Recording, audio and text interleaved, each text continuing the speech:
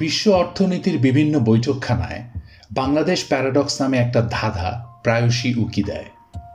এসব বৈঠকখানায় নাকি বিশ্ববরেণ্য অর্থনীতিবিদগণ ও সমাজ বিজ্ঞানীরা কোনো বিশেষ তত্ত্বে বাংলাদেশের অর্থনীতির অগ্রগতি ফেলতে না পেরে বাংলাদেশ নামের পাশে প্যারাডক্স শব্দ লাগিয়ে আলোচনা এগিয়ে নেন।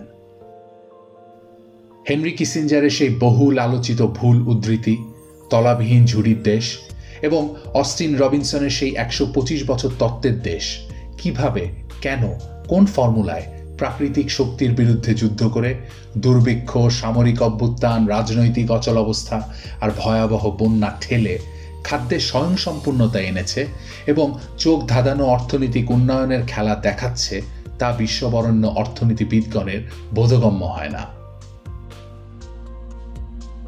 কোনো অর্থনীতিবিদেরা চোখ বড় বড় করে উল্লেখ করেন, যেখানে গ্রিস, সাইপ্রাস, স্পেন ঋণ পরিশোধ করতে ব্যর্থ হয়, বাংলাদেশ সেখানে কখনো ব্যর্থ হয় না। খরা, বন্যা, সাইক্লোন নিয়েও এদেশের জনগণ সুখী মানুষের হাসি দেয়। সাদা ভাত আর শাক দিয়ে দুবেলা খেয়েও সুখী মানুষের ইন্ডেক্সে উপরের দিকে থাকে। বাংলাদেশের এই অর্থনৈতিক উন্নয়ন টেকসই কিনা তা নিয়ে আগের দশকে আলাপ উঠত, কিন্তু বিগত বছরগুলোতে সে আলাপ আর ওঠে না, কারণ মজবুত তকমা না পেলেও টেকসই তকমা বাংলাদেশ নিশ্চিত করেছে। ১৯৪৭ সালে বাংলাদেশ ধর্মীয় পার্থক্যের জন্য ইন্ডিয়া থেকে আলাদা হয়েছিল, আর ১৯৭১ সালে ভাষা ও সংস্কৃতির পার্থক্যের জন্য পাকিস্তান থেকে আলাদা হয়েছিল। গত ২০ বছরে বাংলাদেশ এই দুই দেশকে অনেকগুলো মাপকাঠিতে পিছে ফেলেছে। বিশ্ব অর্থনীতির এবং সমাজ বিজ্ঞানের বিগ বয়েজরা এখন ইন্ডিয়া ও পাকিস্তানকে আকারে ইঙ্গিতে পরামর্শ দেন বাংলাদেশের কিছু কিছু নীতি অনুসরণ করতে। কিন্তু এর কারণ কি হতে পারে? What did Bangladesh do right?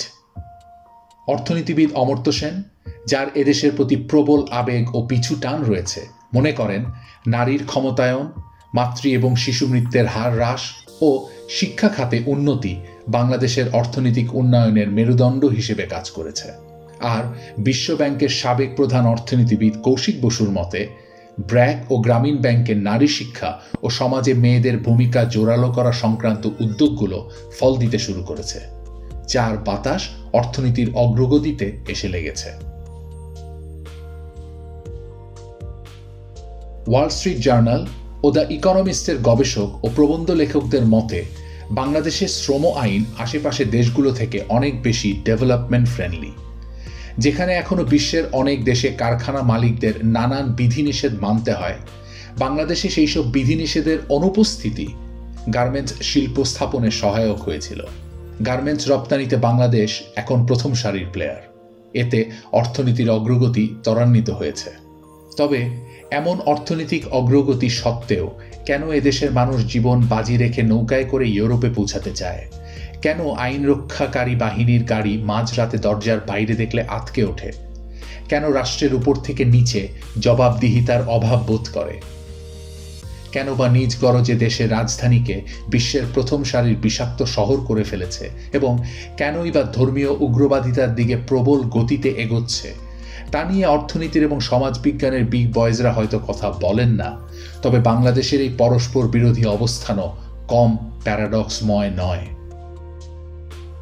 আবার চার্ট, গ্রাফ, ইন্ডেক্সে খুঁজে পাওয়া অগ্রগতি দেশের মানুষ সামষ্টিকভাবে পাচ্ছে না কেন এবং দুধের উপরের স্বর 1% মানুষ খেয়ে নিচ্ছে কেন, সেও বোধহয় এক প্যারাডক্স।